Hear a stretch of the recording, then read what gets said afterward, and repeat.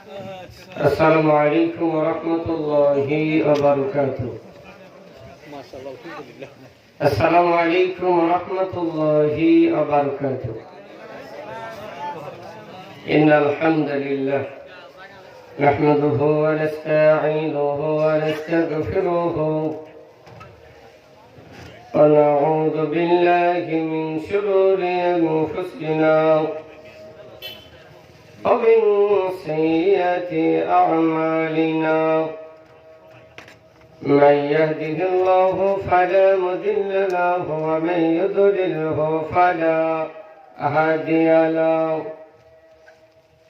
وأشهد أن لا إله إلا الله وحده لا شريك له وأشهد أن محمدا عبده ورسوله الذي أرسله بالحق بشيرا ونذيرا وداعيا إلى الله بإذنه وسراجا منيرا. أما بعد فإن خير الحديث كتاب الله وخير الهدي هدي محمد رسول الله صلى الله عليه وسلم. وشر الأمور محدثاتها وكل محدثات بدعة وكل بدعة ضلالة وكل ضلالة سبيلها إلى النار. أما بعد فقد قال الله تبارك وتعالى في كلام المجيد والفرقان الحميد. সকলে একসাথে পড়ি أعوذ بالله من الشيطان الرجيم. بسم الله الرحمن الرحيم.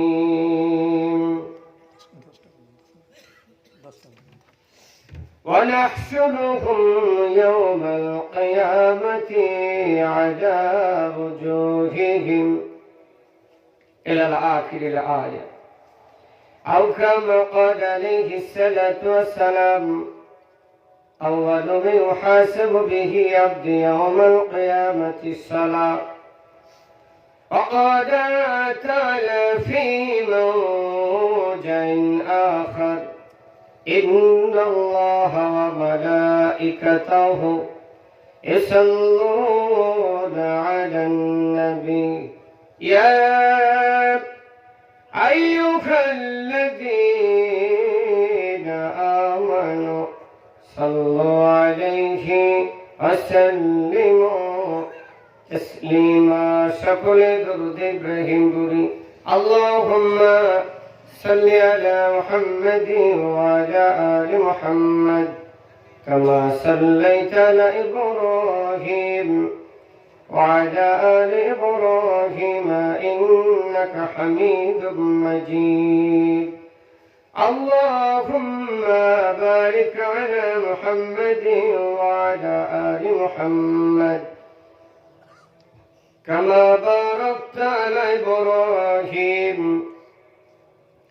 وعلى آل إبراهيم إنك حميد مجيد. অমনকার লাগিয়া করছ তুমি এত আয়োজন। অমনকার লাগিয়া করছ তুমি এত আয়োজন। কে জানে কার চলে যাওয়ার ডাক আসে কখন। সবাই আধার ঘরে একলা তোমায় দিবে রে দাফন। মন কার লাগিয়া অমন কার লাগিয়া করছ তুমি এত আয়োজন, অমন কার লাগিয়া করছ তুমি এত আয়োজন। আলহামদুলিল্লাহ, হামদুলিল্লাহের পর মুআজ্জাজ ও মুহতারাম উপস্থিত অত্র এলাকার দিনদার পরহেজগার শ্রদ্ধেয় মুরব্বিগণ, যুবক ভাইয়েরা, কোটি কাছে সোনা মানিকেরা, পর্দার অন্তরালে আমার মা এবং বোনেরা,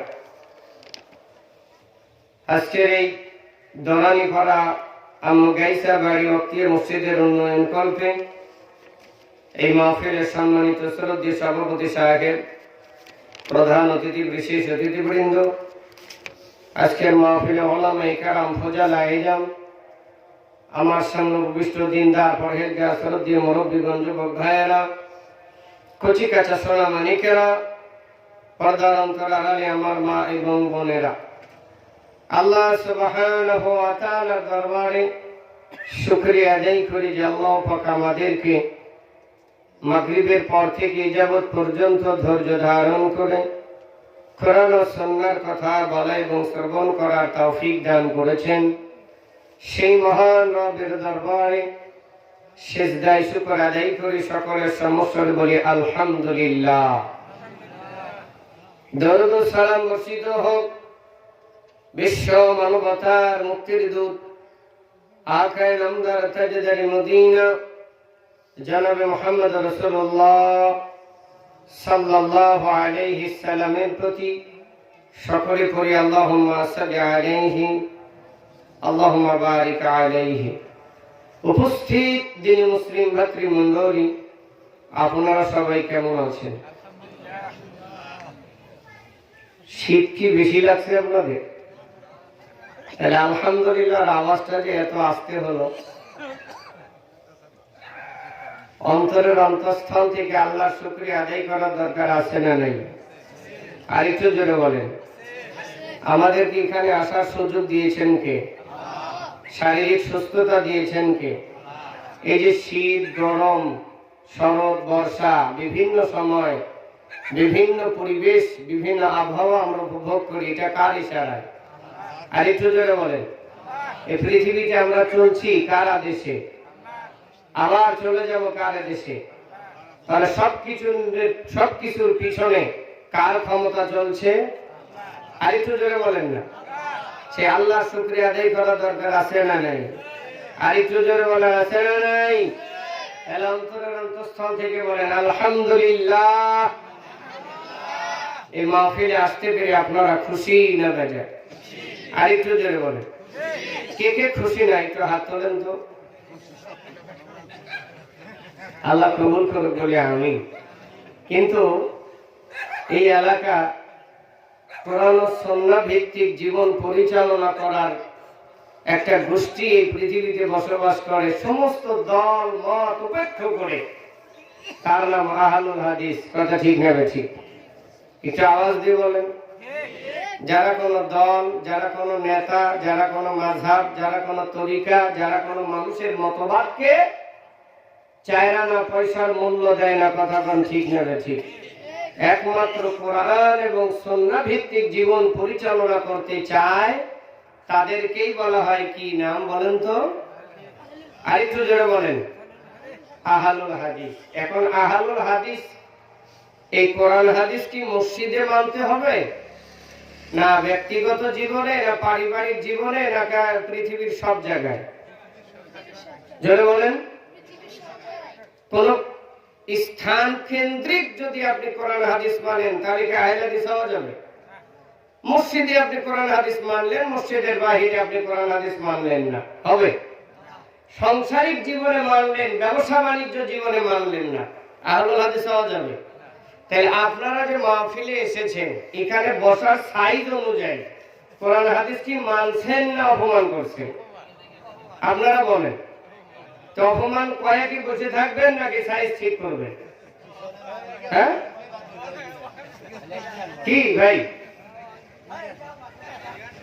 আহলুল হাদিসের পরিচয় হলো ভালো কাজে অগ্রগামী, আগে আগে থাকবে। কথা বল ঠিক যাবে ঠিক?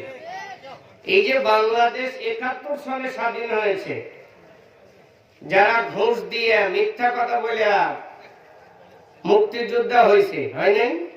এই কথা বলেন, হয় নাই? এই বাংলাদেশে যারা মুক্তিযোদ্ধার চেতনা নিয়ে লাফালাফি ফালাফালি ব্যাংকের মতো ফাল করে,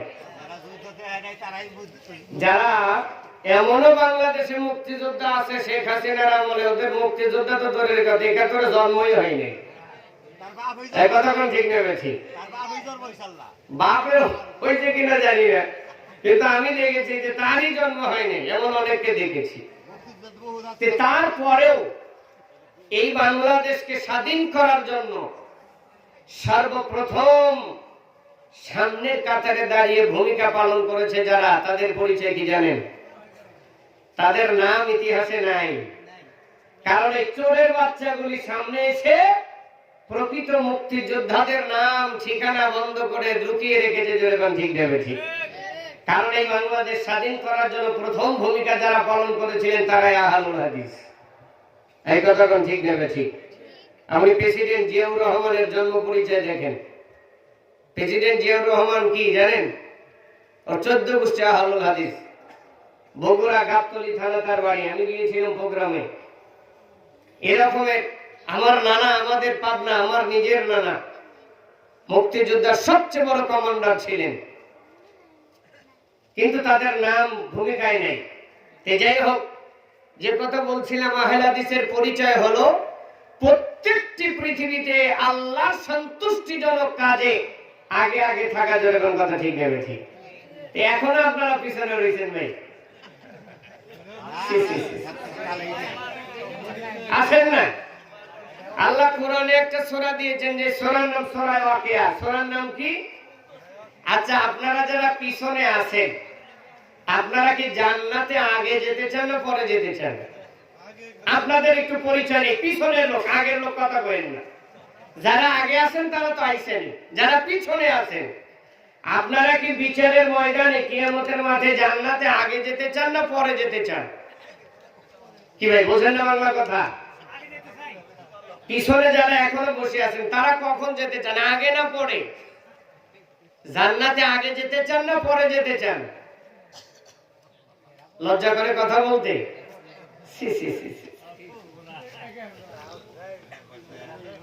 আল্লাহ আপনাদের হেদায়েত দান করুন। ও চাচা, আরেকটা এগিয়ে আসেন বাবা। আল্লাহ বলছেন, আস-সাবিকুন আস-সাবিকুন উলাইকাল মুকাররাবুন। সুবহানাল্লাহ বলবেন না? আল্লাহ বলছেন তারা অগ্রগামী, যারা পৃথিবীতে আগে আগে ভালো কাজে থেকেছে তারা জান্নাতেও আগে আগে যাবে। সুবহানাল্লাহ বলবেন না? তার মানে মসজিদে গেলে জামাতে আগের কাতারে দাঁড়ায়, মাহফিলে গেলে সামনে এসে বসে, দান করার কথা বলে আগে দান করে, সালাম দেওয়ার কথা সুযোগ হলে আগে সালাম দেয়। কথা কর না গেলে ভাই? মানে পৃথিবীতে প্রত্যেকটি ভালো কাজ আগে আগে করো। সাবিউন, আল্লাহ বলেন অগ্রগামীরা অগ্রগামী থাকবে।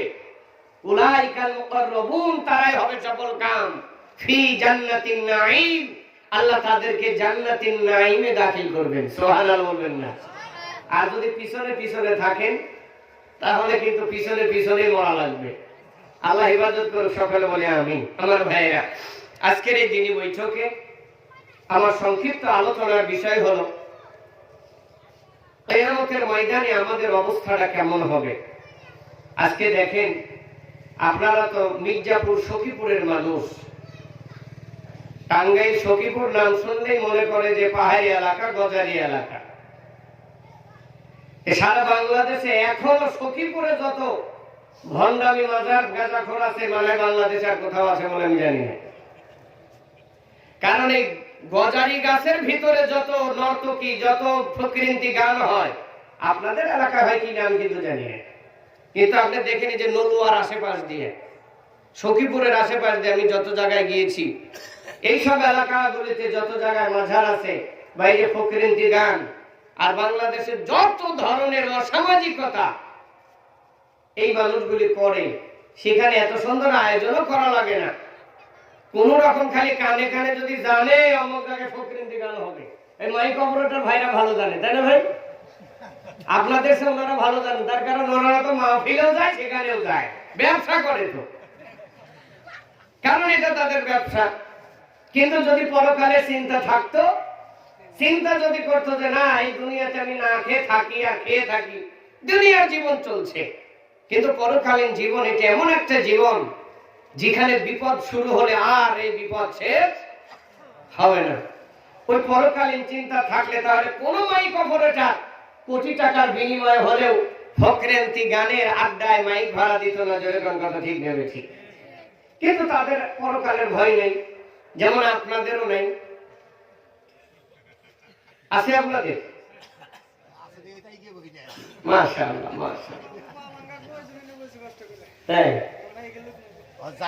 যাক আল্লাহ হেফাজত করুন। সকালে বলি আমি আমার বাবাজি, এখানে আপনারা যারা এসেছেন, যারা আসেন নাই, এই দুই পক্ষ, হয়তো যারা আসেন এই কার আপনার ভাই বা আপনার পরিবারের কেউ বা আপনার পরিবারের সদস্য, সামাজিক সদস্য, কথা ঠিক নেবে ঠিক, এই দুইজন মানুষের মাঝে কত বড় তফাৎ, কত বড় পার্থক্য আপনি যদি জানতেন, বুঝতেন, অনুশোচনা করতেন, তাহলে আপনারা যারা এসেছেন তাদেরকে যদি সত্যিকারে ভালোবাসতেন তাদের টাইনি নিয়ে আসতেন। কেন জানেন? তার কারণ এখানে আপনারা যারা এখন বসে আছেন, এই মুহূর্তে এই সময়ের জন্য যতক্ষণ মাহফিল হবে, যতক্ষণ কোরআন হাদিসের কথা আলোচনা হবে, এই সময়টুকুর জন্য আপনারা সকলেই জান্নাতি। না সুবহানাল্লাহ, তা আসতে বললেন রে ভাই। কারণ পৃথিবীতে তিনটা জায়গাকে আল্লাহ জান্নাতের বাগান বলেছেন। কয়টা জায়গা? একটু জোরে বলেন, সবাই মিলে বলেন। মুসলমান আমার পরিচয় টুকরে মা বোনেরা, আল্লাহ তুমি বলছেন, আল্লাহ বলছেন, হাদিসটা হাদিসে কুদসির মধ্যে এসেছে। আল্লাহ বলছেন নবী গো আপনি জানায় দেন পৃথিবীর তিনটা জায়গা আমার জান্নাতের বাগান। পৃথিবীর সবচেয়ে পছন্দনীয় জায়গা তিনটা, তার ভিতরে একটা হলো মসজিদ। এক নাম্বার কি? আর একটু জোরে বলেন কি? ও নবী, দুই নাম্বার হলো ওই জায়গা যেখানে আমি আল্লাহর কথা বলা হয়, কোরআনের শিক্ষা দেওয়া হয়, আমার নবীর কথা বলা হয়, যেখানে ইলম অর্জন করা হয়, ইলম শিক্ষা দেওয়া হয়, মাহফিল বলেন, মাদ্রাসা বলেন, মক্তব বলেন। আল্লাহ বলেছেন নবী গো এই জায়গার ভিতরে আমার বান্দা বান্দি যতক্ষণ থাকলো, আমার বান্দা বান্দিরা যেন জান্নাতের বাগানে ঘুরছে। আমার ভাইরা, শুধু তাই নয়, আল্লাহ বলছেন নবী আপনি জানায়া দেন আমার বান্দা বান্দি আর একটা জান্নাতের বাগানে ঘুরে যখন কোন বান্দা শুনতে পায় তার কোন সমাজবাসী, আত্মীয় স্বজন, পরিবারের কোন সদস্য বা এলাকার কোন মুরব্বী, কোন ভালো মানুষ অসুস্থ বিছানায় পড়ে আছে বা মেডিকেলে আছে, আমার এই বান্দা যখন বাড়ি থেকে বের হয় ওই অসুস্থ ব্যক্তিটাকে দেখার জন্য, আমার ওই অসুস্থ বান্দার খোঁজ খবর নেওয়ার জন্য, আমার বান্দা যখনই বাড়ি থেকে বের হয় ওই অসুস্থ ব্যক্তির বাড়ি বা মেডিকেল পৌঁছানোর আগ পর্যন্ত তাকে যতক্ষণ দেখে যে সময়গুলো কাটে, আবার বাড়িতে আসার আগ পর্যন্ত আমার বান্দাটা যেন জান্নাতের বাগানের ভিতরে ঘোরাঘুরি করছে। আমার ভাইয়েরা, শুধু তাই নয়, আল্লাহ বলছেন নবী আপনি জানায়া দেন আমার যে বান্দা কোন অসুস্থ আমার বান্দাকে দেখতে গেল, ওই ব্যক্তি যখনই বাড়ি থেকে বের হয়েছে, বাড়ি থেকে বের হওয়ার সঙ্গে সঙ্গে আমার ওই বান্দার জন্য তার পক্ষে এক নয় দুই নয় ৭০,০০০ রহমতের ফেরেশতা আল্লাহর কাছে আমার কাছে তার জন্য মাগফিরাতের দোয়া করে। আল্লাহ গো আপনি আমার এই বান্দা, আপনার বান্দাকে ক্ষমা করে দেন। এই একটা ভালো কাজ করার জন্য বেরিয়েছে, তার একজন মুসলিম ভাই অসুস্থ, বাড়িতে বিছানায় আছে বা মেডিকেলে আছে, দেখার জন্য বেরিয়েছে, আল্লাহ তাকে ক্ষমা করে দেন। আল্লাহ বলেন এক নয় দুই নয় ৭০,০০০ ফেরেশতা তার জন্য মাগফিরাতের দোয়া করে। আমার ফেরেশতারা যখনই দোয়া করে, আমার ফেরেশতার দোয়া আমি কবুল করি, আমার ওই বান্দার জীবনের সব গুনাহ মাফ করে দেই। তাহলে সুসংবাদ না দুঃসংবাদ? আরেকটু জোরে বলেন। তাহলে রোগীকে দেখতে যাওয়া যাবে কি যাবে না? জোরে বলেন। এই হাদিসের অপব্যাখ্যা করে বাংলাদেশে এক শ্রেণীর হুজুরেরা হাদিস চালু করছে যেটা উপমহাদেশে তৈরি হয়েছে। মুহাম্মদ সাল্লাল্লাহু আলাইহি সাল্লাম বলেন যে যদি কোনো ব্যক্তি সূরা হাসরের শেষের 3 আয়াত ফজরের নামাজের পর আর ইশারের নামাজের পরে পড়ে, তাহলে তার জন্য 70,000 রহমতের ফেরেশতা মাগফিরাতের দোয়া করে। হাদিস যাও, ওই হাদিসটাকে নিয়ে সেই জায়গায় লাগাইছে। আপনি যদি সূরা হাসরের শেষের 3 আয়াত পড়েন, কোরআনের আয়াত অনুযায়ী আয়াত হিসাবে পড়েন, প্রতি অক্ষরে 10 নেকি পাবেন। কয় নেকি পাবেন? আর একটু জোরে বলেন। এক নেকিও বাড়াবাড়ি পাবেন না।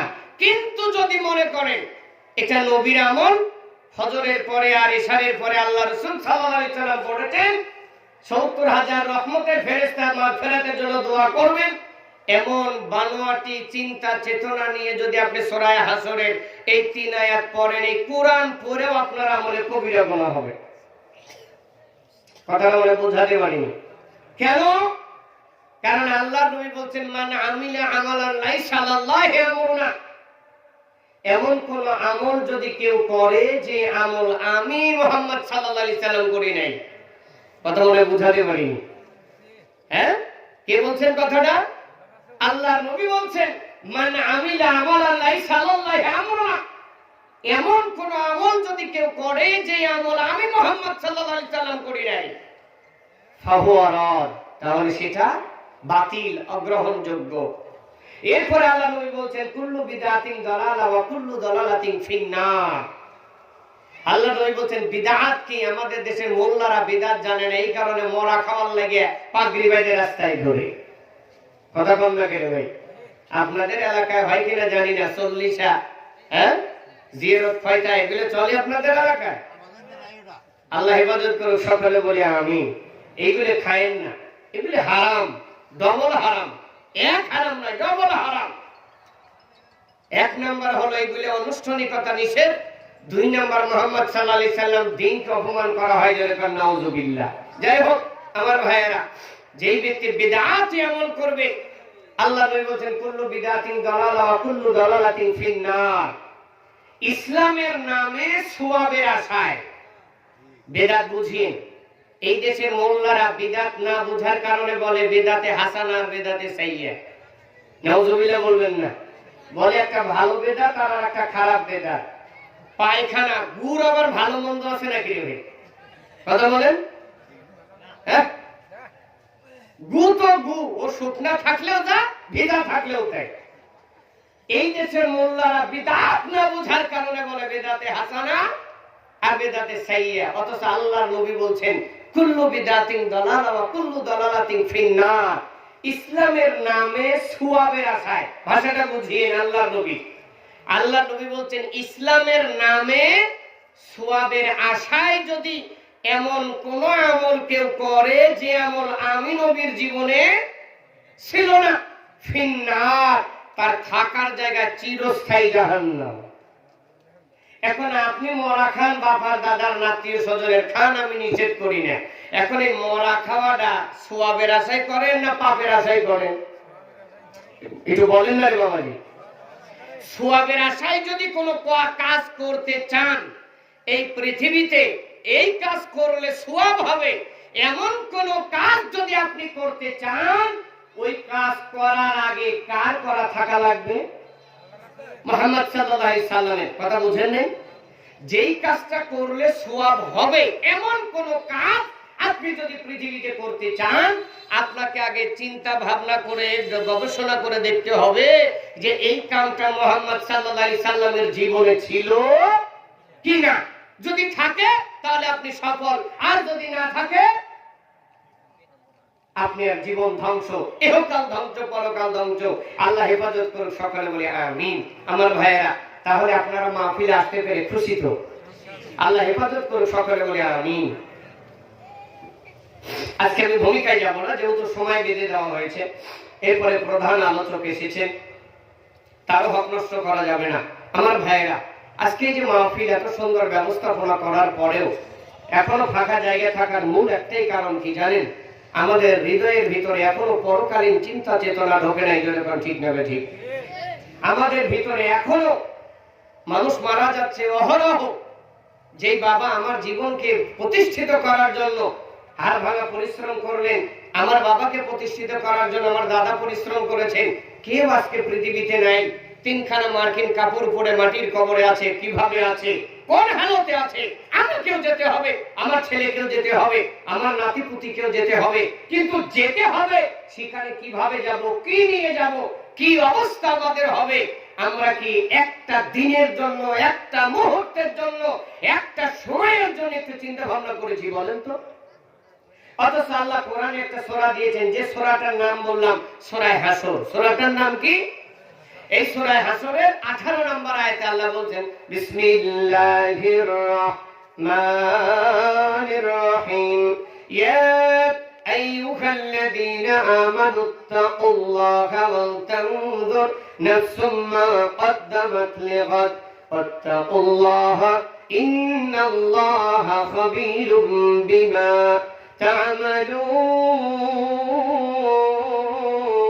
তা'মালুন। আল্লাহু আকবার বলেন না?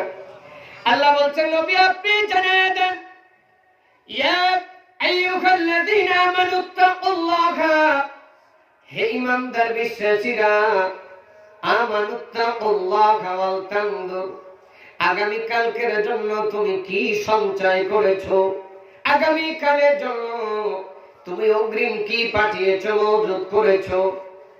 নাফসুম মা কদ্দামাত লিগাদ, যেইটা দিয়ে তুমি বিচারের ময়দানে আল্লাহর সামনে দাঁড়াবা। আমার সোনার ভাইয়েরা, আগামী কালকের কথা বলে কি, এই যে আজকে হলো বৃহস্পতিবার, এখন চলছে, যদিও আমাদের বাংলাদেশের অনুযায়ী বুধবার, সূর্য উঠলে বার পরিবর্তন করে, মনে করেন আগামীকাল বৃহস্পতিবার। এই বৃহস্পতিবারের প্রতিবারের কথা কি আল্লাহ আমাকে আপনাকে ডাক দিয়ে বলছে নাকি? এক কথা বুঝেন নাই? আল্লাহ বলছেন, ইয়া আইয়ুহাল্লাযীনা আমানুত্তাকুল্লাহা, আগামী কালকের জন্য তুমি কি পৌঁছায় আছো? এই আগামীকাল কোনটা? আমার মা জীবনে ভাবলা না, চিন্তাও করলা না। আগামীকাল মানে হলো এই মরণ যখন শুরু হয়ে যাবে, চোখটা বন্ধ হলে আবার যে চোখটা উঠবে তার নাম হলো ইয়াউমুল কিয়ামা। জোরে জোরে কোন কথা ঠিক কিনা? আমার ভাইরা, দুনিয়ার জীবন আর কিয়ামতের জীবনের মাঝখানে আর একটা জীবন আছে, তার নাম আলমে বারজাখ, কবরের জীবন। এই কবরের জীবনের শুরু আছে কিন্তু শেষ নেই। আজকে বলবো না আপনি কবরে কেমনে থাকবেন, কি অবস্থা হবে। আল্লাহ যদি কোনোদিন তৌফিক দেয়, কবরের বিস্তারিত আলোচনা হবে। ও আমার সোনার ভাইয়েরা, যারা দুনিয়া নিয়ে, নিজের জীবন নিয়ে চিন্তা করেন না, আপনারা যারা নামাজ পড়েন না, রোজা করেন না, ইসলাম মানেন না, পর্দা করো না, রে আমার মা, মনে করো আমি মরে গেলে আমার স্বামী দোয়া করবে, হুজুর দিয়ে মিলাদ পড়ালে, মরা খাওয়ালে মনে হয় জান্নাত পাওয়া যাবে। না না না, তুমি জানো না একজন মানুষ জান্নাতে যাবে না জাহান্নামে যাবে। ওই মানুষটার দাফন কাফন হওয়ার আগে, ওই মানুষটার কাফন পরানোর আগে, ওই মানুষটার জানাজা পড়ানোর আগে, ওই মানুষটাকে কবরে দেওয়ার আগে ফাইসালা হয়ে যায়, ও জাহান্নামে যাবে না জান্নাতে যাবে। আল্লাহর নবী বলছেন, একটা মানুষের কাছে যখন মালাকুল মউত আসে, মালাকুল মউত যখন তার কাছে পৌঁছায়া যায়, ও জান্নাতে যাবে না জাহান্নামে যাবে, ওর জন্য ফাইসালা হয়ে যায়। মরণের সময় তোমার ফাইসালা জান্নাত না জাহান্নাম। যদি জাহান্নাম ফাইসালা হয়, সারা দুনিয়ার মানুষকে নিয়ে যদি মরা খাওয়াও, সারা দুনিয়ার মানুষকে হুজুরকে দাওয়াত দিয়ে যদি পয়সা খাওয়াও, সারা পৃথিবীর মানুষ হুজুরদেরকে নিয়ে যদি তোমার বাপ মা, তোমার আত্মীয় স্বজন তোমার কবরের পাশে বেঁধে রাখে, আমার মা, আমার মুরব্বী বাবাজিরা, আল্লাহর কসম করে বলি, মরণের সময় যদি তুমি ঈমান নিয়ে মরতে না পারো, দুনিয়ার কোন মানুষ দোয়া করে তোমার এক পয়সার উপকার করতে পারবে না। জোরে জোরে কোন ঠিক কিনা? আপনি যদি ঈমান নিয়ে কবরে যেতে না পারেন, তাহলে কিন্তু আপনার কবরটাই হবে জাহান্নাম। আর আপনি যদি মুমিন হয়ে কবরে যান, এই কবরটাই হবে আপনার প্রথম জান্নাতের স্তর। ও আমার ভাইয়েরা, এই কবরটা নিয়ে আমি আলোচনা করব না, আলোচনা নিয়ে এসেছি পরকালীন জীবনে আমার আপনার অবস্থাটা কি হবে। যেই দিনটা সূর্যটা মানুষের মাথা থেকে 1 মাইল উপরে আসবে। বর্তমানে যেই সূর্যটা পৃথিবীর জমিন থেকে 9,30,00,000 মাইল দূরে আছে, বলেন কয় মাইল? আর একটু জোরে বলেন কত মাইল? এর চেয়ে বেশি হবে, কম হবে না। এই 9,30,00,000 মাইল দূরে সূর্যটা যদি বৈশাখ জ্যৈষ্ঠ মাসে তাপ দেয়, খালি মাথায় কিন্তু ছাতা নিয়েও বাহিরে থাকা যায় না। জোরে বল ঠিক কিনা? এই সূর্যটা কিয়ামতের মাঠে 9,29,99,999 মাইল নিচে আসবে। আল্লাহ বলছেন, নবী গো আপনি জানায় দেন, মানুষের মাথা থেকে মাত্র 1 মাইল উপরে থাকবে এই সূর্যটা। মানুষের মাথার মগজগুলি সূর্যের তাপে টকবল গলে গলে টকবক করে ভাতের মার যেমন পাতিল থেকে উতলায়া পড়ে, মানুষের মাথার গিলুগুলি গলে গলে পড়বে। এমন একটা কঠিন মুহূর্ত প্রত্যেকটা মানুষের জীবনে আসবে। ও আমার মা, তুমি তো জানো না কিয়ামত কেমন কঠিন হবে।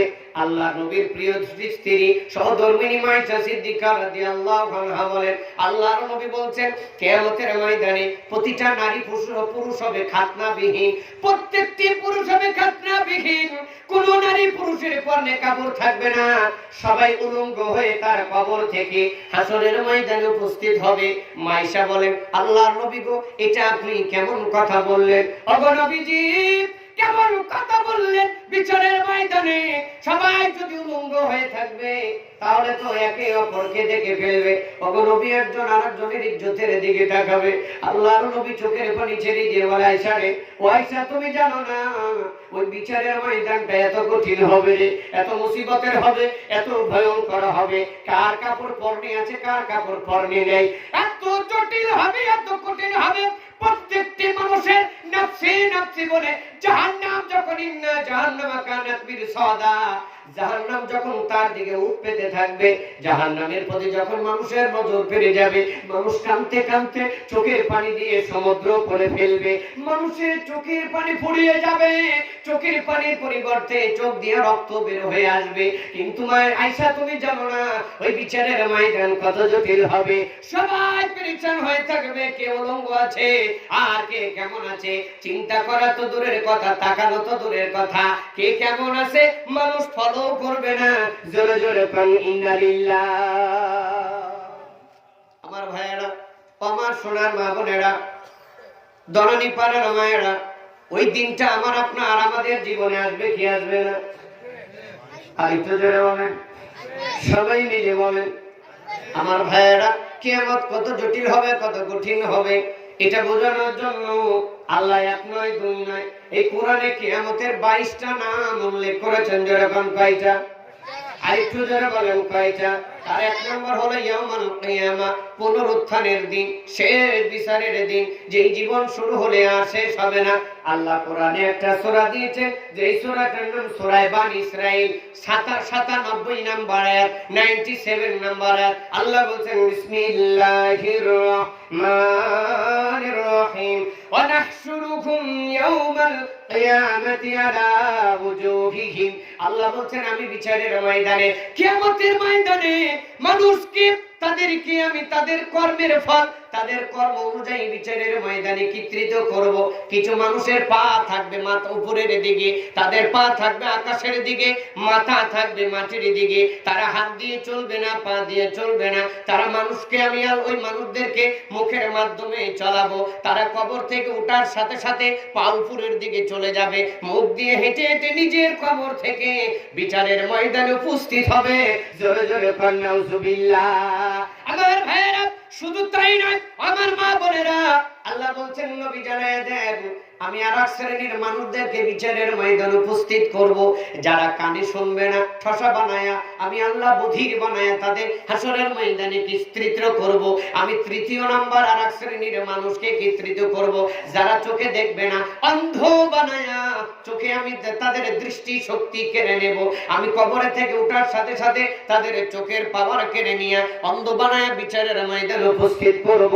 আমার মা, আমার কলিজার টুকরা সোনামানিকেরা, যেই দিনটা নিয়ে তুমি সামান্য পরিমাণ অনুশোচনা করো না, আল্লাহ বলছেন নবী গো ওই দিনে আমি আরেক শ্রেণীর মানুষকে তাদের নিজ কবর থেকে আমি আল্লাহ উঠায়া বিচারের ময়দানে আমি তাদের হাজির করব, জবান বন্ধ করা দিয়া।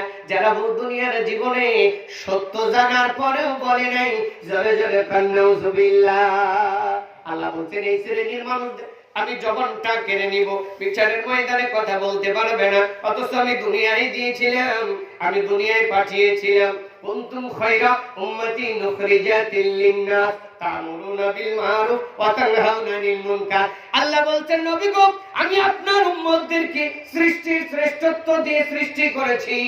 এক নাম্বার কারণ হলো তা'মুরুনা বিল মা'রুফ, তারা মানুষকে ভালো কাজের দিকে আহ্বান করবে, ভালো কাজের দিকে সহযোগিতা করবে, ভালো কাজের দিকে মানুষকে উৎসাহিত করবে। তানহাউনা আনিল মুনকার, দুই নাম্বার হলো মানুষকে খারাপ কাজ থেকে বাধা দিবে। জোরে জোরে কোন ঠিক কিনা? আমাদের দেশে তা'মুরুনা বিল মা'রুফের দাওয়াত আছে। অনেক মানুষ নামাজের কথা বলে, অনেক মানুষ নামাজের দাওয়াত দেয়, অনেক মানুষ আজান দেয়, মসজিদ ঝাড়ু দেয়, অনেক মানুষ গাট্টি গুট্টি নিয়ে তাবলীগের নামে মসজিদে মসজিদে চিল্লা দেয়। জোরে জোরে কোন ঠিক কিনা? তার মানে হলো আল্লাহ বলছেন, তোমাদেরকে আমি সবচেয়ে দামি করেছি দুইটা কারণে। তা'মুরুনা বিল মা'রুফ ওয়া তানহাউনা আনিল মুনকার, তোমাদের দুইটা কাজের কারণে। এক নাম্বার, তোমরা মানুষকে ভালো কাজের আদেশ দিবা। দুই নাম্বার, খারাপ কাজের দিকে থেকে, খারাপ কাজ থেকে তোমরা মানুষকে বাধা দিবা। আমাদের অনেকেরই ভালো কাজ আছে, কিন্তু খারাপ কাজে বাধা দেওয়া নাই। যেরকম ঠিক কিনা? আপনি হাজী সাহেব যান না, কি করেন? 6 লক্ষ টাকা দিয়ে হজ করে এসেছেন, প্রতিদিন তাহাজ্জুদ নামাজ পড়েন, 12 রাকাত সুন্নাত নফল পড়েন তো পড়েন, পাশাপাশি আরো 10-12 রাকাত নফল নামাজ পড়েন, আছে না নেই? আপনি কোরআন তেলাওয়াত করেন, অথচ আপনার বাড়িতে স্টার জলসা চলে, জি বাংলা চলে, স্টার প্লাস চলে, জি প্লাস চলে। আপনি বাধা দেন না। বাধা দিতে গেলে বলেন, হুজুর বউ বাড়ি থাকেন। কথা বল না কেন ভাই? মিশা কথা বললাম? হ্যাঁ, আপনার এই তাহাজ্জুদগিরি, আপনার এই হাজিগিরি আপনাকে জাহান্নাম থেকে বাঁচাতে পারবে? আচ্ছা বলেন তো, এই যে মাইক দিয়ে যে কথা হচ্ছে, এই মাইকটাকে সংযোগ দেওয়ার জন্য, ক্লিয়ার করার জন্য ভিতরে তার কয়টা আছে? এই কথা বলতে পারেন না আপনারা? এ কথা বলেন না, কয়টা তার আছে? 2টা। আপনারা যারা বাবা আছেন, এই বাবা হতে গেলে কয়জন মানুষ লাগে বলেন তো? কয়জন? খালি পুরুষ কি বাবা হতে পারে? হ্যাঁ, আপনি 5 কেজি মিষ্টি নিয়ে বাড়ি বাড়ি এলাকায় এলাকায় রাস্তা দিয়ে ঘোরেন, বিয়ে যদি না করেন, দেখেন তো কেউ দুলা ভাই ডাক দেয় না? ডাক দিবে? তার মানে বাবা হতে গেলে কয়টা জিনিস লাগে?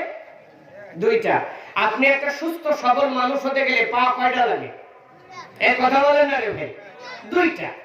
তাহলে একটা পা যদি থাকে, তাহলে কি বলে সমাজে? ল্যাংড়া, প্রতিবন্ধী। ওকে দিয়ে কি ইমামতি চলবে? যার একটা পা নাই, তাকে দিয়ে কি ইমামতি চলে?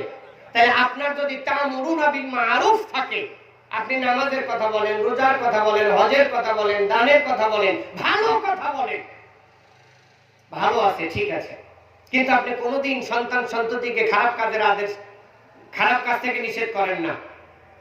বাড়িতে টিভি লাত্তি দিয়ে ভাঙেন নেই। সমাজে যে গান বাজনা চলে, আপনি সমাজের মোড়ল, আপনার সমাজের সভাপতি, সেক্রেটারি, আপনার সমাজে এমন কোন বিবাহ অনুষ্ঠান নাই যেই বাড়িতে গান বাজনা ছাড়া বিয়ে অনুষ্ঠান সংগঠিত হয়। কথা বল না কেন ভাই? আপনাদের এলাকায় কেমন আমি কিন্তু জানি না। আল্লাহে, আমি ঢাকা গাজীপুরে থাকি, আমি ঢাকা গাজীপুরের খবর জানি। কারণ বাংলাদেশে হিন্দুদের কথা বাদ দেন, মুসলমান হানাফি, শাফি, মালিকি, হাম্বলি, সরমনাই, আটরশি, দেওয়ানবাগি, কাদরিয়া, এদের কথা বাদ দেন। বর্তমানে নামধারী আহলে হাদিস যারা, আমার মনে হয় 99টা পরিবার, হাত শতকরা খুঁজলে পাওয়া যাবে না, হাজারে 1-1টা পরিবার পাওয়া গেলেও যেতে পারে যেই পরিবারে গান বাজনা ছাড়া বিয়ে অনুষ্ঠান সংগঠিত হয়। কথা কোন ঠিক না ঠিক? আপনাদের এই দরানিপাড়া কেন্দ্রীয় মসজিদের সমাজে কতগুলি ঘর আছে বলেন তো? একজন মানুষ বলেন তো? 700 ঘর। এই 700 ঘর দরানিপাড়া আহলে হাদিস কেন্দ্রীয় জামে মসজিদের আওতাভুক্ত আছেন। এই 700 ঘরের ভিতরে কয়টা পরিবারে বিয়ে অনুষ্ঠানে গান বাজনা বাজে না? বলতে পারবেন আপনারা? হ্যাঁ, গান বাজনা বাজে না? মিশা কথা করেন না কিন্তু।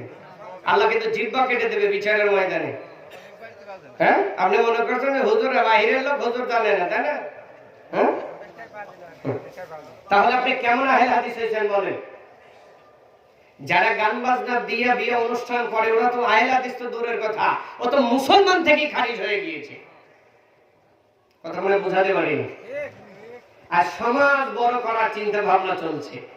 কি কত বড় সমাজ বড় করতে পারবে? কে কত বড় মসজিদ বানাবে, কে কয়তলা মসজিদ বানাবে, কে কত দামি মসজিদ বানাবে, মসজিদ কত দামি টাইলস লাগাবে, এসি লাগাবে, এই পায়তারা চলছে, কালেকশনের মেলা চলছে। কিন্তু সমাজে ইসলামিক শাসন ব্যবস্থা প্রয়োগ করে ইসলামিক আইন প্রতিষ্ঠা করার কোন মোল্লার মাথায় কাজ করে না, যেরকম ঠিক কিনা? আপনাদের এলাকায় আছে কিনা জানি না। আমার ভাইয়েরা, আল্লাহ কোরআনে একটা সূরা দিয়েছেন, সূরা ইউসুফ 106 নম্বর আয়াত, তাফসীর পড়ে দেখেন। ওয়ামা ইউমিনু আকসারুহুম বিল্লাহি ইল্লা ওয়া হুম মুশরিকুন। আল্লাহ বলছেন, নবী আপনি জানায়া দেন, অধিকাংশ মানুষ আমি আল্লাহর প্রতি ঈমান আনার পরেও মুশরিক। নাউজুবিল্লাহ বলবেন না? এখন যারা আহলে হাদিস নাম দিয়ে সমাজে বসবাস কইরা ছেলে মেয়ে নাতি পুতি ধুতি মুতির বিয়ে অনুষ্ঠানে গান বাজনা বাজাচ্ছে, ওরা আল্লাহর প্রতি ঈমান আনে না? ওরা আল্লাহকে বিশ্বাস করে না? আল্লাহ তো বলছেন, মা ইউমিনু আকসারুহুম বিল্লাহি ইল্লা হুম মুশরিকুন। অধিকাংশ মানুষ আমি আল্লাহর প্রতি ঈমান আনার পরে মুশরিক, এটা আল্লাহর কথা। আর নবী কি বলেছেন? ওয়াসাদ্দালতাহি তুমিনুনা বিল মুশরিকিন। আল্লাহ নবী বলছেন আমার উম্মত মুশরিক হয়ে যাবে, এটা আমার ভয়। সাহাবারা বলেন, আল্লাহ নবী আপনার উম্মত মুশরিক কিভাবে হবে? আল্লাহ নবী বলেন, শোনো, যখনই আমার উম্মতের ঘরে ঘরে তারা যখন ইহুদিদের আদর্শ গ্রহণ করবে, তখনই তারা বিনা দলিলে মুশরিক হয়ে যাবে। একটু নাউজুবিল্লাহ জোরে বলবেন না? আচ্ছা, গান বাজনা বাদ্যযন্ত্র এটা কাদের কালচার বলেন তো? ইহুদি মুশরিকদের না? তাহলে আপনি যদি আহলে হাদিস পরিচয় দিয়ে আপনি যদি বিয়ে অনুষ্ঠানে একটা সামাজিক জীবনে যদি এদের আনুষ্ঠানিকতা বাড়িতে নিয়ে আসেন, তাহলে আর আপনি মুসলমান আছেন? আল্লাহ নবী তো বলছেন মুশরিক হয়ে গিয়েছে। আল্লাহ হেফাজত করুক, সকলে বলে আমিন। যাই হোক আমার ভাইয়েরা, আল্লাহ বলছেন কিয়ামতের মাঠে আমি এক শ্রেণীর মানুষকে বুবা বানায়া তাদের জবান কেড়ে নিয়ে আমি হাজির করব কিয়ামতের মাঠে। এরা কারা জানেন? যারা সত্য জানার পরেও সম্মান, দল, যশ, খ্যাতি কমে যাবে, এই কারণে জায়গা মতো সত্য না বলে চুপ থেকেছে। যেরকম নাউজুবিল্লাহ, এই ধরনের লোক সমাজে আছে না নাই? আর একটু জোরে বলেন, আছে না নাই? মুসলমান শুধু তাই নয়, আল্লাহ বলছেন ইয়াউমা ইয়াফিরুল মারউ মিন আখি ওয়া উম্মিহি ওয়া আবি ওয়া সাহিবাতিহি ওয়া বানি লিকুল্লি ইমরিইন মিনহুম ইয়াউমাইযিন শাআনুন ইউগনি। আল্লাহ বলছেন নবী আপনি জানায়া দেন, বিচারের ময়দানটা এত জটিল হবে, এত কঠিন হবে, ওই দিন কেউ কারোর কাছে পরিচয় দিবে না। সর্বপ্রথম বিচারের ময়দানে আউয়ালু মা ইউহাসাবু বিহি আবদি ইয়াউমাল কিয়ামাতি সালাহ। আল্লাহ বলছেন আমি মানুষের কাছে সর্বপ্রথম যে জিনিসটার হিসাব চাইবো আমি, সেটা হলো নামাজের হিসাব। ও আমার সোনার ভাইয়েরা, আমার মায়েরা যারা এসে মাহফিল শুনছেন, আপনারা এখানে যারা এসেছেন, আমি জানি না কতজন এশারের নামাজ পড়েছেন, কয়জন মানুষ 5 ওয়াক্ত নামাজ পড়ে। আমি আপনাদের হাত উঠাতে বলে আপনাদের লজ্জিত করতে চাই না, তবে আমি আপনাদের এতটুকু অনুরোধ করি না আমার বাবাজি, আল্লাহ তো বলছেন বিচারের ময়দানে আমি প্রত্যেকটা মানুষের আদম সন্তান মুসলমানদেরকে আউয়ালু মা ইউহাসাবু বিহি আবদি ইয়াউমাল কিয়ামাতিস সালাহ, সর্বপ্রথম আমি মানুষের কাছে চাইবো হিসাব দাও, আমার কাছে জবাব দাও। তুমি জীবনে কয় ওয়াক্ত নামাজ পড়েছিলা? তুমি দুনিয়ার জীবনে কত বছর জীবন চালিয়েছিলা? এরপরে তুমি ওই জীবনে কত ওয়াক্ত নামাজ ফরজ ছিল আর তুমি কত ওয়াক্ত নামাজ পড়েছিলা? আল্লাহ তুমি বলছেন যদি কোনো আদম সন্তান আল্লাহর কাছে নামাজের হিসাব ঠিকমতো দিতে পারে, তার জীবনের নামাজের পূর্ণ হিসাব আল্লাহর সামনে পেশ করতে পারে, আল্লাহ বলছেন তার সামনে যত হিসাব আছে আমি আল্লাহ সব হিসাব সহজ করে দিব। তাহলে সর্বপ্রথম আল্লাহর দরবারে কিসের হিসাব দেওয়া লাগবে? আরেকটু জোরে বলেন। এখন আপনারা কে কয় রাকাত নামাজ পড়েন আমি কিন্তু জানি না, কিন্তু জবাব কিন্তু দিতে হবে। এক ওয়াক্ত সালাত হিসাব যদি দিতে না পারেন বিচারের ময়দানে, ওই এক ওয়াক্ত সালাতের জন্য জাহান্নামে থাকতে হবে।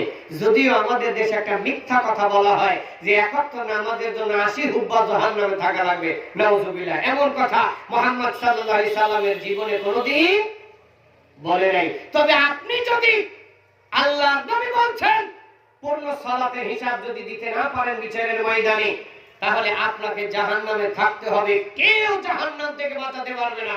যেরকম কথা ঠিক নেবে ঠিক। তাহলে কিয়ামতের মাঠে আল্লাহর কাছে সালাতের হিসাব দেওয়ার জন্য আজকে থেকেই আপনার প্রস্তুতি গ্রহণ করার দরকার আছে না নেই? আর একটু জোরে বলেন, আছে না নাই? আমার বাবাজি যারা মুরব্বী এসেছেন, অনেকের বয়স 60 বছর 70 বছর, নামাজ পড়াই তো ধরেছেন 40 বছর বয়সে। হ্যাঁ, এমনও মানুষ আছে বয়স 50 বছরে নামাজ পড়া ধরেছেন, 30 বছরে নামাজ পড়া ধরেছেন। একেবারে 7 বছরে 7 বছর থেকে পাঞ্জেখানা নামাজ পড়েন এমন পরিবার বা এমন মানুষ বাংলাদেশে খুঁজে পাওয়া খুব কষ্টের ব্যাপার। যেরকম কথা ঠিক নেবে ঠিক। যদি গর্ব করে বলতে হয় আস্তাগফিরুল্লাহ নাউজুবিল্লাহ, আল্লাহ তুমি মাফ করো, গর্বে করে নয়। এই যে আমার ছেলে পিছনে বসে আছে, ও যেদিন থেকে হাঁটা শিখেছে ও সেদিন থেকে জামাতে সালাত পড়ে, কারণ ওই ইমামের সন্তান। আমি যে সালাত আদায় করেছি শুধুমাত্র ফজরের সালাতেও যাই নাই। এরপরে যেদিন থেকে 7 বছর বয়স হয়েছে, আমার পরিবারে 7 বছরের একটা বাচ্চা নামাজ পড়ে না, তার বাড়িতে ভাত বন্ধ। এই রকমের আদর্শ তো আপনারও গড়ে তুলতে হবে, কারণ আপনার যে কয়টা সন্তান আছে 5টা 10টা, ওই সন্তানের হিসাব আমি যেমন নাজিমউদ্দিন সালাফি আমার নিজের জীবন নিয়ে ভাবি, আমার সন্তানের জীবন নিয়ে ভাবি, আমার স্ত্রীর জীবন নিয়ে ভাবি। এই ভাবনা তো আপনাকেও ভাবতে হবে। কথা কম লাগে ভাই, নাকি কি খালি আমাকেই হিসাব দিতে হবে, আপনাকে দিতে হবে না? এই কথা বলেন, দিতে হবে না? তাহলে আপনারা ভাবেন না কেন? ওই দিনের চিন্তা চেতনা আমার আপনার অন্তরে জাগানোর দরকার আছে না নাই? আরে জোরে বলেন, আছে না নাই? আমার ভাইরা, আল্লাহ বলছেন ইয়াউমা ইয়াফিরুল মারউ মিন আখি ওয়া উম্মিহি ওয়া আবি ওয়া সাহিবাতিহি ওয়া বানি লিকুল্লি ইমরিইন মিনহুম ইয়াউমা ইযিন শাআনুন ইউগনি। আল্লাহ বলছেন নবী গো আপনি জানায় দেন, এমন একটা দিন প্রতিটা আদম সন্তানের জন্য অপেক্ষা করছে, যেই দিন মানুষেরা একজন আরেকজনের কাছে নিজের দিয়ে পরিচয় দিবে। ইয়াউমা ইয়াফিরুল মারউ মিন আখি ওয়া উম্মিহি ওয়া আবি, একটা সন্তান গিয়ে বাবাকে বলবে, বাবা আমি আপনার বেটা, আমি আপনার আব্দুর রহমান, আমি আপনার সলিমউদ্দিন কলিমউদ্দিন। মেয়ে বাবা মেয়েকে বেশি ভালোবাসে, মা মেয়ে গিয়ে বলবেন আব্বা আমি আপনার সেই মরিয়ম, আমি আপনার সাইমা, আপনার সেই নাম ধরে ডাকবে। আব্বা জান আমাকে খুশি করার জন্য দুনিয়াতে কি না করেছেন, আমাকে সন্তুষ্ট করার জন্য, আমার ভবিষ্যৎ করার জন্য এমন কোন পথ নেই দুনিয়ায় আপনি অবলম্বন করেন নাই। আজকে কিয়ামতের ময়দান, আজকে বিচারের মাঠ, জাহান্নাম আমার দিকে উৎপেতে তাকায় আছে। ও আব্বা আমি আমার আপনার সেই আদরের সন্তান, আমি বিপদে আছি গো, আমি দুনিয়াতে ঠিক মতো নেক কাজ করি নাই, আমি দুনিয়াতে ঠিক মতো ভালো কাম করি নাই, আমাকে একটু নেকি দেন, আমাকে একটু সহযোগিতা করেন, আমি জান্নাতে যাই। আমার সোনার ভাইয়েরা, আমার কলিজার টুকরা মা বোনেরা, মুসলমানেরা, আমার দরানি পাড়ার মায়েরা, যেই সন্তানকে প্রতিষ্ঠিত করার জন্য তুমি নামাজ ছাড়লা, রোজা ছাড়লা, খাওয়া দাওয়া ঠিক মতো করো না, তুমি সকালবেলা ঘুম থেকে উঠে কখন তুমি সন্তানকে কিন্ডারগার্টেনে নিয়ে যাবা, স্বামীর খেদমত করো না, সন্তানকে নিয়ে গিয়ে স্কুলে ঢুকিয়ে দিয়ে তুমি ঘন্টার পর ঘন্টা তুমি স্কুলের গেটে দাঁড়ায় আছো। এই সন্তান যখন তোমার কাছে এসে বিচারের ময়দানে বলবে, মা তো আমি তোমার সেই আব্দুল্লাহ, আমি তোমার সেই আব্দুল সুবহান, আমি তোমার সেই আব্দুর রহমান, যেই সন্তানকে প্রতিষ্ঠিত করার জন্য ফজরের নামাজ পড়ার পরে তুমি নামাজ পড়ো নাই আমাকে খুশি করার জন্য, আমার জীবন গড়ার জন্য। ওগো মা তুমি আমাকে প্রতিষ্ঠিত করার জন্য সকালবেলা বের হয়ে আমার কিন্ডারগার্টেন, আমার স্কুলের গেটে ঘন্টার পর ঘন্টা দাঁড়িয়েছো, সকাল থেকে বিকাল পর্যন্ত দাঁড়িয়েছো, আমি না খেলে তুমি খাইতা না, আমাকে খুশি করার জন্য এমন কোনো পথ নাই, এমন কোনো ভাষা নেই তুমি প্রয়োগ করো নাই। আমি তোমার সেই বেটা, আমি তোমার সেই মেয়ে, আজকে আমি জাহান্নামে যাচ্ছি গো, জাহান্নাম আমার দিকে উৎপেতে তাকায় আছে, আমাকে একটু সহযোগিতা করো, আমাকে একটু হেল্প করো, আমাকে কিছু নেকি দাও, যেই নেকি নিয়ে আমি জান্নাতে যেতে পারি। ও সোনার মানিকেরা, আমার দরানি পাড়ার মুসলমানেরা, আল্লাহ বলছেন নবী গো আপনি জানায় দেন। এমন সময় মা ডাক দিয়ে বলবে, বাবা ডাক দিয়ে বলবেন, সেই সেই সেই তুমি দূর হয়ে যাও, কে গো আমার বেটা, কে গো আমার মেয়ে, আমার তো দুনিয়াতে কোনো সন্তান ছিল না, আমার দুনিয়াতে কোনো মেয়ে ছিল না, আমার ছেলে ছিল না। আজকে বিচারের ময়দান, আজকে কিয়ামতের মাঠ, জাহান্নাম আমার দিকে তাকায় আছে। জাহান্নাম আমার জন্য প্রস্তুত আছে। আজকে আমার জন্য কি হয়, আমার সাথে কোন ব্যবহার করা হয়, আজকে আমার প্রতি আমার আল্লাহ এত নারাজ। আমাকে যদি জীবন নিয়ে সম্পদ প্রশ্ন করে, আমি আমার মালিকের সামনে কি জবাব দিব? আমি নিজেই নিজের জীবন নিয়ে পেরেশান আছি। নাফসি নাফসি বলে বলবে, সেই দূর হয়ে যাও, চলে যাও। দুনিয়াতে আমার কোনো ছেলে ছিল না, মেয়ে ছিল না। বাবার কাছে গেলে এই কথা বলবে, ভাইয়ের কাছে গেলে তাড়িয়ে দেবে, স্ত্রীর কাছে গেলে স্বামীকে তাড়ায় দেবে, স্বামীর কাছে গেলে স্ত্রীকে তাড়ায় দেবে, বন্ধুকে তাড়ায় দেবে। মায়ের পেটের ভাই, যেই ভাইয়ের পেটের ভাইয়ের জন্য আরেকজন মানুষকে, ভাইকে খুশি করার জন্য অন্য কারোর মাথায় বাড়ি দিতে তুমি খুশি করো কি করো নাই, দ্বিধাবোধ করো নাই। এমন ভাইকে গিয়ে বলবে, উম্মি হিওয়াবি, ও আমার ভাই, আমি তোমার সেই মায়ের পেটের ভাই, আদরের ভাই, তোমার ছোট ভাই, যেই ভাইকে খুশি করার জন্য দুনিয়াতে তুমি কি করো নাই। এই ভাই আজকে জাহান্নামে যাচ্ছে রে, আজকে তুমি আমাকে একটু সহযোগিতা করো, আমাকে কিছু নেকি দাও। আল্লাহর নবী বলছেন, এই ভাই বলবেন, সেই দূর হয়ে যাও, আমার কাছ থেকে দূরে যাও। দুনিয়াতে আমি কারোর ভাই ছিলাম না, দুনিয়াতে কেউ আমার ভাই ছিল না, সবাইকে তাড়িয়ে দিবে। আল্লাহ বলছেন, নবী গো আপনি জানিয়ে দেন, এই বিচারের ময়দান মানুষের জন্য এত কঠিন হয়ে যাবে, এত জুলুম হয়ে যাবে। আর সোনার মানিকেরা, এটা কিয়ামতের মাঠ, এটা তো বিচারের ময়দান। দুনিয়াতেও কিছু সময় মানুষের জীবনে এমন কিছু পরিস্থিতি সামনে এসে দাঁড়ায়, ওই সময় মানুষ নিজের জীবন ছাড়া অন্য কিছু নিয়ে ভাবে না। যেরকম ঠিক কিনা? তার বাস্তব চিত্র 2-3 বছর আগে গেল, করোনা নামক ভাইরাস। যেরকম ঠিক নেবে ঠিক। আহা, কত আদরের সন্তান যদি খালি শুনছে যে বাপের করোনা হয়েছে, এমনও দেখেছি, হায় রে, ব্যাংক ব্যালেন্সের মালিক, কোটি টাকার মালিক, স্ত্রী তাকে ভাত দিচ্ছে এই 10 হাত লম্বা একটা লাঠির সাথে বাইরে। কথা কর লাগে রে ভাই। এমনও বাবার সন্তান দেখেছি, বহু বাবাকে সন্তানকে দেখেছি, বাবাকে, বৃদ্ধ বাবাকে করোনা নামক ভাইরাস, ডাক্তার খালি বলছে বস্তার ভিতরে ভরে ওই সন্তান বাবাকে নিয়ে জঙ্গলে ফেলায় রাখছে। যেরকম কথা ঠিক নেবে ঠিক। আমার সোনার ভাইরা, অনেক কথা ছিল কিন্তু সময় পাবো না, তাই বলছি, কিয়ামতের মাঠ মানুষকে বোঝানোর জন্য 1-1.5-2 ঘন্টা সম্ভব নয়।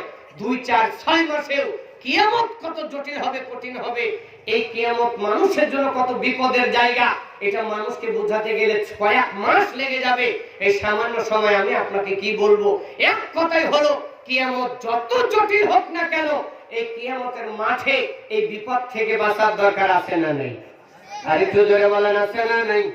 সবাই মিলে বলেন, আছে না নাই? আল্লাহ বলছেন কিয়ামতের মাঠে মানুষদেরকে অনেক কিছুই বিপদ থেকে বাঁচাবে। 1 নাম্বার হলো, আল্লাহ বলছেন নবীকে জানায় দেন, ওই কিয়ামতের মাঠে আমি 7 শ্রেণীর মানুষকে আমি আল্লাহর আরশের নিচে জায়গা দিব, যেই দিন আমার ছায়া ছাড়া কোনো ছায়া থাকবে না। তার মানে 7 শ্রেণীর মানুষ আল্লাহর ছায়ায় আশ্রয় পাবে। ও আমার সোনার ভাইয়েরা, যারা ওই ছায়ার নিচে যাওয়ার যোগ্যতা অর্জন করে নাই, তাদের কি অবস্থা হবে? আল্লাহ নবী বলছেন, যারা দুনিয়াতে কোরআন শিক্ষা করবে, বিশেষ করে দুনিয়াতে যারা সকাল সন্ধ্যা কোরআন তেলাওয়াত করবে, সূরা বাকারা আর সূরা আলে ইমরান, ওই সূরা আলে ইমরান আর সূরা বাকারা তেলাওয়াতকারী ব্যক্তি যখন কিয়ামতের মাঠে উঠবে, এই দুইজন ব্যক্তি, তেলাওয়াতকারী ব্যক্তির মাথার উপরে মেঘখণ্ডর মতো সূরা বাকারা আর সূরা আলে ইমরান ভেসে থাকবে, সূর্যের তাপ লাগতে দিবে না। আল্লাহ যখন এই ব্যক্তিকে কাঠগড়ায় দাঁড় করাবে, আল্লাহর নবী বলছেন, এই সূরা বাকারা আর সূরা আলে ইমরান এই তেলাওয়াতকারীর পক্ষে আল্লাহর সামনে জবাব দিয়ে বলবে, আল্লাহ, এ আমার বন্ধু, এ আমার সহযোগী, এ আমাকে দুনিয়াতে ভালোবেসেছিল, আমি সুপারিশ করছি, আল্লাহ এই বন্ধুর জন্য আপনি আমার সুপারিশ গ্রহণ করেন। মুসলমান, আপনি যদি, আমার মা বোনেরা, দুনিয়াতে যদি তুমি কোরআন তেলাওয়াত করো, সূরা বাকারা আলে ইমরান তেলাওয়াত করো, এই সূরা বাকারা সূরা আলে ইমরান তোমার পক্ষে আল্লাহর কাছে সুপারিশ করে বলবে, আল্লাহ আমার এই বন্ধুকে জান্নাত দেন। আল্লাহ যতক্ষণ আপনাকে জান্নাত না দিবে এই সূরা বাকারা আর সূরা আলে ইমরানের মেঘখণ্ড ততক্ষণ ধ্বংস হবে না। তার মানে দুনিয়ায় কোরআন তেলাওয়াত করার দরকার আছে না নাই? আর একটু জোরে বলেন, আছে না নাই? ও সোনার ভাইয়েরা, যারা কোরআন পড়া জানেন না, তাদের কোরআন শিক্ষা করারও দরকার আছে না নাই? জোরে বলেন আছে না নাই? আর শুধু তাই নয়, আল্লাহ নবী বলছেন আরো অনেক কিছু মানুষকে সহযোগিতা করবে। একটা একটা করে বলতে গেলে আমি সময় পাবো না। এর ভিতরে আর একটা জিনিস হলো হালাল দান। আল্লাহ নবী বলছেন দুনিয়াতে যারা নিজের উপার্জিত সম্পদ থেকে টাকা দান করবে, মসজিদে দান করবে, আমি আল্লাহ জানাইলাম এই দানের টাকা বিচারের ময়দানে ওই ব্যক্তি আর জাহান্নামের মাঝখানে সীসা ঢালা পাঁচির হয়ে দাঁড়াবে, আল্লাহর সাথে তর্ক করবে, আল্লাহকে বলবে রব্বুল আলামিন আমি আমার এই বন্ধুর আপনার দেওয়া অর্থ যে আমাকে পাইয়া আপনাকে খুশি করার জন্য মসজিদে দান করেছিল, রব্বুল আলামিন আজকে আমার সুপারিশ গ্রহণ করেন আর এই দানবীর ব্যক্তিকে জান্নাতে দেন। আল্লাহর নবী বলছেন যেই ব্যক্তি দান করবে এই দানের টাকা জাহান্নাম থেকে বাঁচানোর জন্য কিয়ামতের মাঠে একেবারে সীসা ঢালা পাঁচির হয়ে যাবে। আল্লাহ যতক্ষণ পর্যন্ত ওই দানবীর ব্যক্তিকে জান্নাতে না দিবে এতক্ষণ পর্যন্ত ওই দানের টাকা ধ্বংস হবে না। জোরে জোরে কান সুবহানাল্লাহ। তার মানে এখন বোঝা যায় আল্লাহর দেওয়া মাল আল্লাহর রাস্তায় ব্যয় করার দরকার আছে না নেই? আর একটু জোরে বলেন আছে না নাই? ও সোনার ভাইয়েরা, ইন্নাল্লাহা আশতারা মিনাল মুমিনিনা আনফুসাহুম ওয়া আমওয়ালাহুম বিআন্না লাহুমুল জান্নাহ। আল্লাহ বলছেন আমি মুমিন ব্যক্তির কাছে থেকে দুইটা জিনিস কিনে নিয়েছি, একটা হলো জান আর একটা হলো মাল। এই দুইটা জিনিস কিনে নিলাম বিআন্না লাহুমুল জান্নাহ, বিনিময়ে আমি আল্লাহ আমার ওই বান্দাকে জান্নাত দিয়ে দিলাম। তাহলে আল্লাহর কাছ থেকে আমরা জান্নাত চাই কি চাই না? আর জান্নাত পেতে হলে কি করা লাগবে? আল্লাহর দেওয়া মাল আল্লাহকে দিতে হবে। যেরকম কথা ঠিক নেবে ঠিক। আমার ভাইরা, আপনি যে আজকে গাড়ির মালিক, বাড়ির মালিক, এই যে আজকে আমি আসার পর যে শুনলাম, আমি শুনে তো অবাক হয়ে গিয়েছি। আপনাদের এই তক্তাশালা বাজারে এক ডিসিম 1% জায়গার দাম নাকি 1 কোটি টাকা। সত্য? আমি আসার সময় শুনেছি। সুবহানাল্লাহ, 1 কোটি টাকা 1% জায়গার দাম। প্রপারে একবারে মিডিল পয়েন্টের জায়গা। তাহলে যেই সখীপুর তক্তাশালার নাম শুনলে ওই দক্ষিণ বর্গের মানুষ কয় যে পাহাড়ি এলাকা, সেই মাটির এত দাম কে দিয়েছে? আরেকটু জোরে বলেন। সেই দেওয়ার মালিক যিনি, সেই মালিকের সম্পদ আল্লাহর রাস্তায় কিছু ব্যয় করার দরকার আছে না নেই? আরেকটু জোরে বলেন আছে না নেই? আল্লাহ নবী বলেছেন মান বানা লিল্লাহি মাসজিদান বানাল্লাহু লাহু বাইতান ফিল জান্নাহ। আল্লাহ নবী বলেছেন, আল্লাহ বলেছেন যে ব্যক্তি দুনিয়াতে মসজিদ বানাবে আমি আল্লাহ তার